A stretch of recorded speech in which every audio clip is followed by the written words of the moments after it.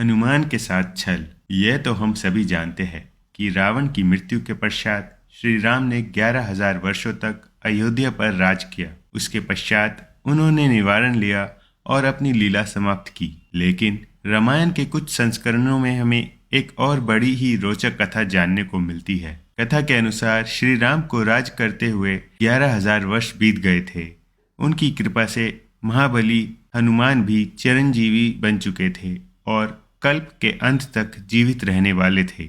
वही श्री राम के मुख्य द्वार के रक्षक भी थे। श्री राम द्वारा त्यागे जाने के बाद उन चारों भाइयों में सबसे पहले लक्ष्मण ने अपने शरीर का त्याग किया। लक्ष्मण और देवी सीता के न रहने के कारण श्री राम का मन भी संसार से उचट गया।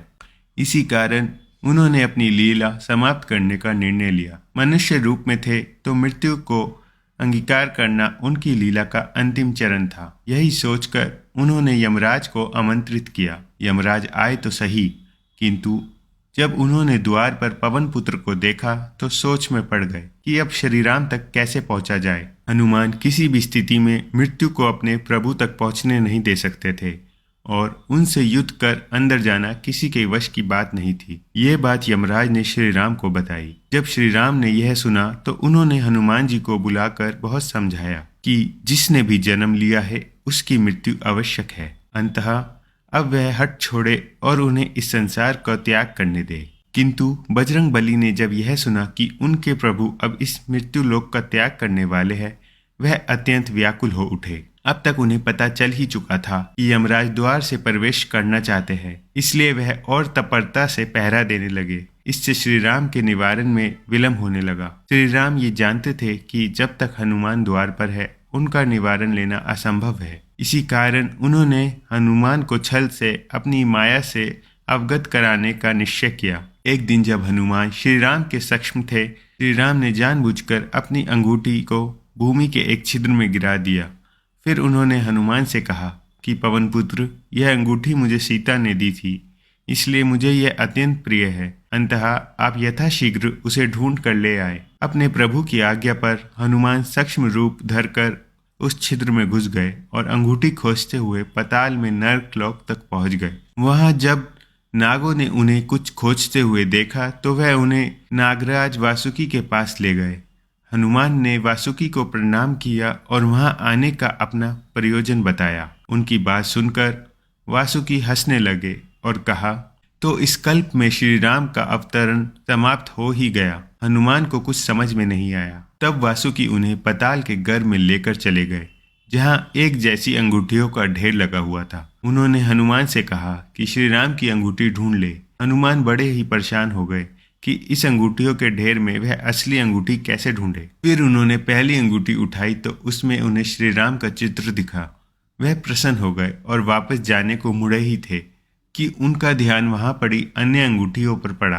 वह यह देखकर आश्चर्यचकित रह गए कि सभी अंगूठियां एक सी ही थी और सब में श्री राम का चित्र अंकित था। उन्होंने नागराज वासुकी से इसका रहस्य पूछा। तब उन्होंने कहा कि क्या आपको लगता है कि आज तक केवल एक ही श्री राम अवतरित हुए हैं? आज से पहले असंख्य श्री राम अवतरित हो चुके हैं और आज के बाद भी असंख्य श्री राम अवतरित होते रहेंगे। यही परमपिता ब्रह्मा द्वारा रचित सृष्टि का विधान है। इसी को सूर्जन और विनाश का चक्र कहते हैं।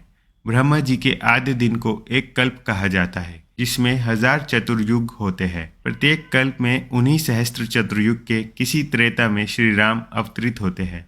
यही नहीं, स्वयं आप भी हर कल्प में जन्म लेते हैं और इस अंगूठी को ढूंढते हुए यहाँ आते हैं। तब आपकी अनुपस्थिति में श्री राम अपनी लीला समाप्त कर यमराज के साथ अपने लोक वापस चले जाते हैं। इस प्रकार इन अंगूठियों का ढेर बढ़ता रहता है। भविष्य की श्री राम की अंगूठियों के लिए अभी भी यहाँ बहुत स्थान है। तब हनुमान श्री राम की लीला को समझ गए।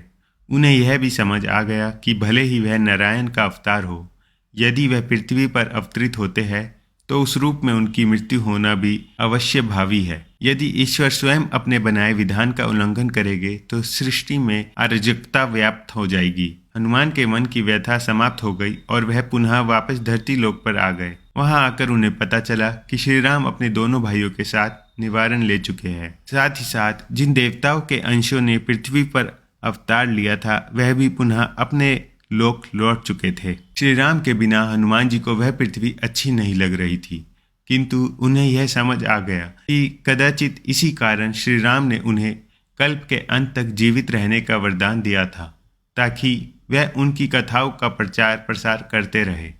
चिरंजीवी हनुमान आज भी इस लोक में उपस्थित है और सृष्टि के अंत तक राम कथा भी उनके साथ उपस्थित रहेगी। तो दोस्तों, जाने से पहले कमेंट में जय श्री राम, जय हनुमान जरूर लिखें। धन्यवाद।